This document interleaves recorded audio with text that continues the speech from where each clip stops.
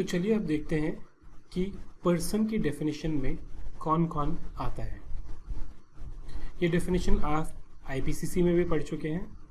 अगर आप अपने सीए फाइनल में इनकम टैक्स की तैयारी कर रहे हैं तो भी आपने ये डेफिनेशन पढ़ी है। बट अब हम अपना थोड़ा सा नज़रिया बदल के इस डेफिनेशन को पढ़ेंगे, और वो नज़रिया ये होगा कि अगर इंटरनेशनल टैक्स को लें, कंसिडरिंग इंटरनेशनल टैक्स, इस डेफिनेशन का व्हाट इज़ द मीनिंग, क्या मतलब बैठता है और क्या रेलेवेंस है।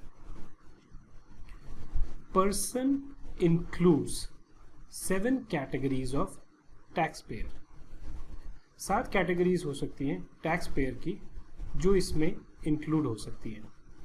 इंडिविजुअल, अगर कोई इंडिविजुअल है, चाहे वो इंडिया का टैक्स रेजिडेंट है या बाहर का टैक्स रेजिडेंट है। इंडिया का अगर टैक्स रेजिडेंट होता है तो ऑब्वियसली वो अपनी ग्लोबल इनकम पे टैक्स देगा। बट अगर एक नॉन रेजिडेंट इंडिविजुअल है,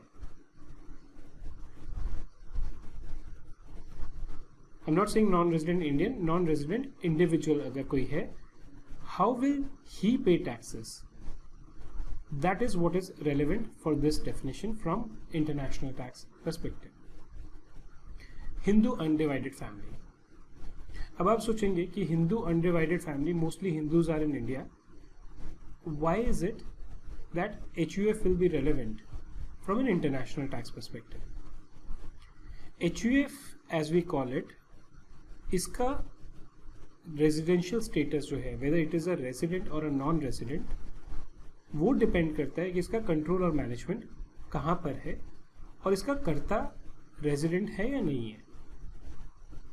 अगर इसका कर्ता नॉन रेजिडेंट है और इसका कंट्रोल और मैनेजमेंट इंडिया के बाहर है, even an HUF can be considered as a non resident. And what will be the impact of this?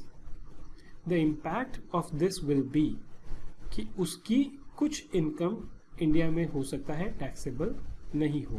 It is very much possible that there is a person who is a कर्ता of an HUF who lives outside India. मतलब ये तो ज़रूरी नहीं है ना कि अगर एक HUF है और वो उसका कर्ता for any reason moves outside India तो HUF dissolve करनी पड़ेगी। HUF can still continue. मान लीजिए एक HUF का कर्ता है जो नॉन रेजिडेंट है, US में रहता है और US से वो HUF को कंट्रोल कर रहे हैं, और जो HUF है वो इंडियन टैक्स पर्पस के लिए नॉन रेजिडेंट है। उस केस में ये HUF नॉन रेजिडेंट हो सकती है और इसकी इनकम जो है उनके ऊपर जो टैक्स लगेगा वो उस हिसाब से लगेगा कि वो एक नॉन रेजिडेंट है। Company can be a foreign company. Firm, अगर मान लीजिए कोई पार्टनरशिप फर्म है जो इंडिया के बाहर इनकॉर्पोरेटेड है या वहाँ पर रिलेटेड है, including an LLP, an association of person or body of individual. Again, इनके केस में भी अगर इनका कंट्रोल और मैनेजमेंट इंडिया में नहीं है तो they can be non residents. A local authority and every artificial jurisdictional person not falling above, including an idol or a DAT. ये सब एक पर्सन की डेफिनेशन में फॉल करते हैं, और अगर ये पर्सन नॉन रेजिडेंट हैं तो इनके टैक्सेशन को हम इंटरनेशनल टैक्स में स्टडी करते हैं। The term person is important as the charge of income tax is on every person.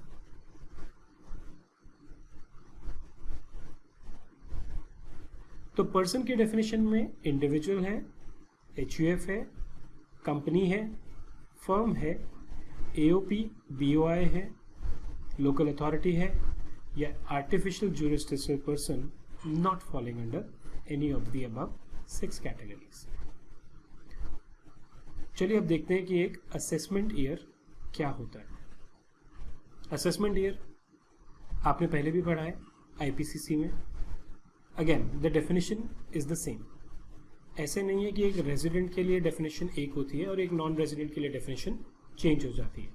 Definition दोनों में एक ही रहेगी, बट जैसा मैंने आपसे कहा, हमारा नज़रिया बदलना पड़ेगा। थोड़ा सा हमें यह देखना पड़ेगा कि अगर ये एक नॉन रेजिडेंट होता, उसके पर्सपेक्टिव से असेसमेंट ईयर का मीनिंग क्या होगा। Assessment year means, let me just point out a pen. means period of 12 months starting from April 1 of every year and ending on March 31 of next year. The period of assessment year is fixed by the statute, यानी statute या law के हिसाब से ये fix होता है. Generally non resident के case में फ़र्क इस चीज़ से कहाँ पड़ता है कि इंडिया में अगर आप देखें तो कंपनीज का फाइनेंशियल ईयर जो है वो कोइंसाइड करता है April 1 और March 31 से, राइट. जो फॉरेन कंपनीज हैं and a large part of international taxation deals with foreign companies, ये लोग जनरली जो अकाउंटिंग ईयर फॉलो करते हैं वो January 1 से December 31 का करते हैं. अब इंडियन इनकम टैक्स एक्ट में असेसमेंट ईयर जो है वो हमेशा फिक्स्ड है April 1 से लेके March 31 तक का. तो अगर इस फॉरेन कंपनी को अपनी टैक्स रिटर्न फाइल करनी है तो उसे भी एक प्रोविजनल अकाउंट्स बनाने होंगे इस पर्टिकुलर पीरियड के, right. And when you do that, when you make those accounts at a provisional level for this period, then you need to recast these. That is where the definition of assessment year is important insofar as a non-resident is concerned. Now, assessment year मैंने आपको बता दिया क्या होता है. Previous year क्या होता है? The year in which income is earned is previous year, and such income is taxable in the immediately following year, which is assessment year. So, if I look at it, suppose we are looking at 1/4/2016 to 31st March 2017. मान लीजिए कोई income इस particular period में earn करता है, इसको हम previous year बोलते हैं. लेकिन इसके ऊपर जो टैक्स लगता है वो पीरियड होता है 1/4/2017 to 31st March 2018. इस पीरियड को हम असेसमेंट ईयर बोलते हैं. The income earned in previous year 17-18 is taxable in assessment year 18-19. यहाँ मैंने आपको एग्जाम्पल में प्रीवियस ईयर 16-17 की इनकम जो है उसका टैक्सेशन जो असेसमेंट ईयर 17-18 में होगा उसके बारे में बताया. अगर आप प्रीवियस ईयर 17-18 कंसिडर करेंगे तो इनकम असेसमेंट ईयर 2018-19 में टैक्सेबल होगा.